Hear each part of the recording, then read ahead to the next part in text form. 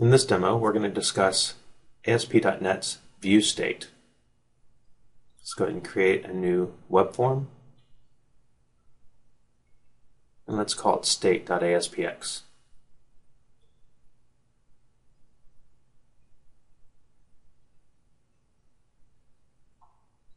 Let's go to our design view, click on our div tag, and let's create a table with 2 rows and 2 columns.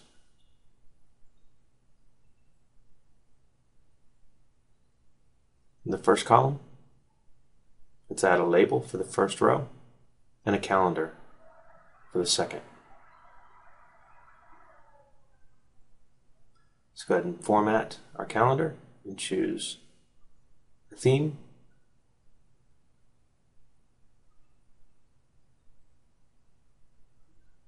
Let's go to the second column and add a button in each row.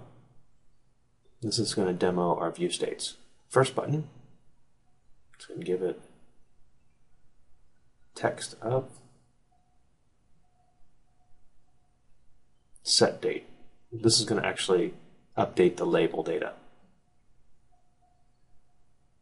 Going to give it an ID of set date so we can reference it in code. Our second button,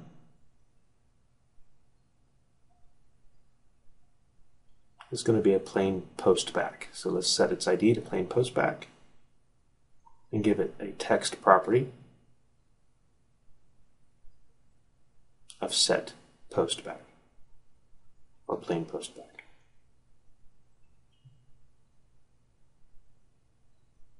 Double click on your set date.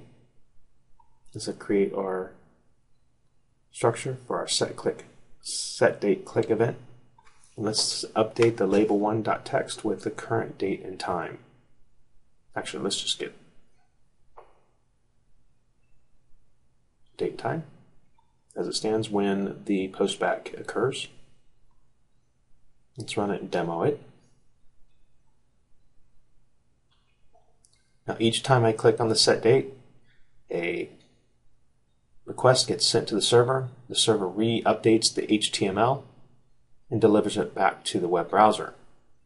Notice in our plain post back, the date and time doesn't change, but it doesn't clear out either. That's our state, our view state actually in action. And every control that has view state enabled adds additional data that has to be delivered each round trip back to the server. Let's go ahead and change the view state for the label to false. This way it doesn't carry that package of data every time the server request gets sent on the click event of our button. So we'll set our date. Each time it's sent to the server requesting the new content for today's date and time. But when I click plain post back, it doesn't carry the view state, so it loses the value of the label.